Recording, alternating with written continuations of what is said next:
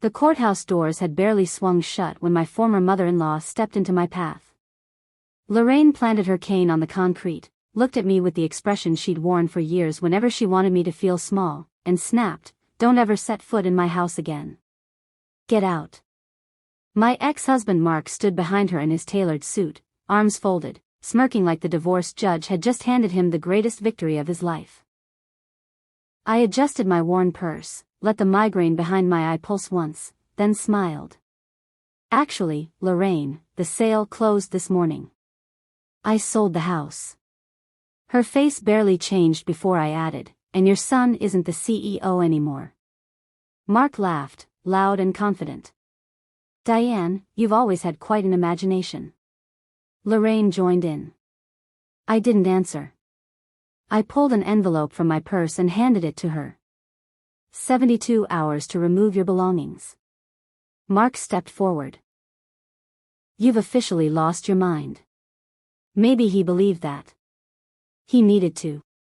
Because admitting I wasn't bluffing would mean everything he'd believed about the last 25 years was built on a lie. 6 months earlier, I was still trying to save a marriage that had quietly disappeared years before I noticed. It wasn't one big moment, just hundreds of little ones. Mark stopping by my office only when he needed a signature, eating dinner alone, him introducing himself at company events as if I didn't exist. The worst came at the Indiana Manufacturing Leadership Awards. Our company, Carter Precision Systems, was celebrating 25 years. I sat at table 12 in a decade-old dress. Mark took the stage. "I started this company with nothing but a dream. I built it into what it is today. Thank you for believing in my vision." I waited for him to mention the people who actually kept the company alive, our employees, his late father, maybe me. Nothing. Inside, something broke. Not because I needed applause, but because I'd spent 25 years making payroll, refinancing our home during the recession, calling suppliers and begging for 30 more days. And I remembered my father sliding an envelope across our tiny office desk, $320,000 from selling his farmland. "If you believe this company can survive," he said, "then so do I." That money didn't buy luxury. It bought us time. And that time built the company Mark now called his own. A week later, Mark stopped wearing his wedding ring when he traveled. Then one Tuesday, he laid a folder beside my soup bowl. "I've already signed," he said. "Divorce papers." No warning. "What happened to us?" I asked. He sighed, impatient. "Diane, we've been roommates for years." I nodded. "But roommates don't erase each other." I looked at him and asked, "What do you think I contributed to this company?" He actually looked surprised. "You handled spreadsheets." 4 words. Nothing about the loans I'd negotiated, the employees I'd kept insured, the hospital beds I'd sat beside, the vacations I'd missed. Just spreadsheets. He left for dinner with Natalie. I sat until the soup went cold, not crying, trying to understand how someone could live beside me for a quarter of a century and genuinely believe I'd simply organized paperwork. 2 days later, I met Rachel Kim. Board member, trusted friend. She listened without interruption, then asked, "What do you want?" I said I wanted him to stop pretending I never existed. She nodded and pulled out a corporate binder. Turn to page 32. Your Class A preferred shares carry 5 votes each. Your father's doing. For 17 years, Mark voted those shares because you signed the proxy. This year, you didn't. He got comfortable. And now Mark doesn't control your votes. Comfortable. That word stayed with me. My father hadn't invested in Mark's dream. He'd invested in me. And Mark had simply forgotten. Divorce mediation became a transaction Mark thought he'd already won. The old Carmel house, my parents' home, needed expensive repairs. Mark waved it off. I don't want it. She can have the money pit. I'll take the downtown condo, the boat, the brokerage accounts. He signed away his claim. I heard him tell his lawyer, I got the better deal. He didn't realize he'd just handed me the one thing he couldn't buy back. At home, Lorraine was already packing my life into boxes labeled "Donate." My parents' wedding photo, my father's pocket knife, my mother's handwritten recipes, all clutter to her. That evening, I overheard her on the phone with Natalie, planning to gut the kitchen, replace everything, make the house modern. She wasn't imagining a future where I existed. She was erasing me from it. Then Tom Alvarez, our CPA, called. He'd found large executive bonuses approved without board review, a resort trip listed as a vendor conference, one hotel room. Hourly employees' retirement contributions had been quietly cut. "The picture isn't good," he said. I thought of Frank Doyle, 68 years old, still showing up before sunrise. If Mark had chosen bonuses over people like Frank, this wasn't just about my marriage anymore. My daughter Emily finally confessed she'd known about Natalie for almost a year. She stood in my kitchen, twisting her coffee mug, her voice small. "Dad said you already knew. He said the marriage was over." I thought staying neutral meant I wasn't choosing sides.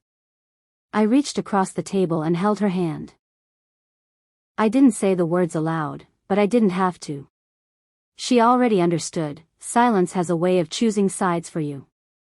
The night before the board meeting, Rachel called. "You're wondering if this is personal." "It is. But if Tom's report were clean, I'd tell you to walk away."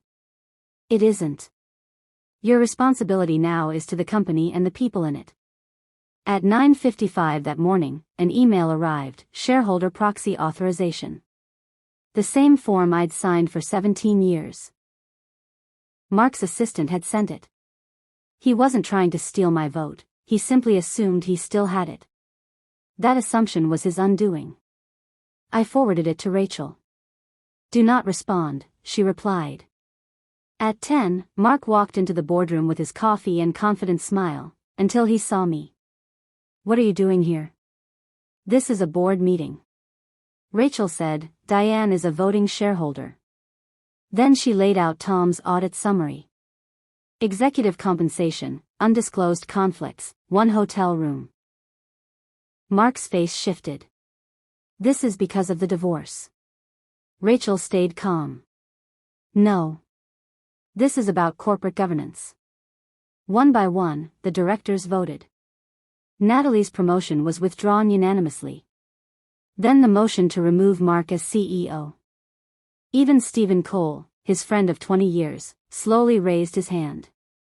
I signed the final certification, my arthritic fingers aching, not for revenge, but to make the record accurate. A facilities manager quietly offered to help Mark collect his things. No security, no drama. Just a quiet, dignified end to a story Mark never saw coming. An hour later, I drove to Carmel. Ben Foster, the new owner, was already there. He'd promised to restore the house, not tear it apart. Then Mark pulled up, then Lorraine stormed out and planted her cane. "Don't ever set foot in my house again. Get out." I took a breath. The sale closed this morning. I sold the house. And Mark isn't the CEO anymore. Lorraine looked at Mark. He couldn't speak. Ben showed the signed settlement. Lorraine still had paint samples tucked under her arm, white, gray, cream.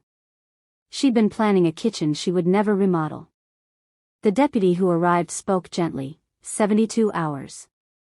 Mark followed me to my car. "Please. I need you to fix this. The board. You still have influence." He didn't want his marriage back. He wanted his job. I said, "I can't help you. I'm asking for respect." He looked away. I drove off, and the rearview mirror held nothing I wanted to keep. 3 weeks later, at the employee appreciation banquet, Rachel took the stage. Photographs appeared, our first garage, Mark covered in grease, me with a calculator, my father by the first CNC machine. Then a new slide, founders, Mark Carter and Diane Whitmore Carter. "Tonight we're correcting the record," Rachel said. The room stood. Frank Doyle rose first. The applause wasn't for revenge. It was for acknowledgement of a truth too long buried. Later, Frank told the younger employees how I'd arranged in advance for his wife's surgery when insurance hadn't kicked in, and how I'd driven casseroles to their house for 2 weeks. She knew how to take care of the people inside this company, he said. No one applauded that time. They just nodded. Some truths don't need noise. Mark waited until the room emptied. I owe you an apology. I should have given you more credit. I said, you should have given me respect. I told him I forgave him, but forgiveness isn't an invitation back into my life.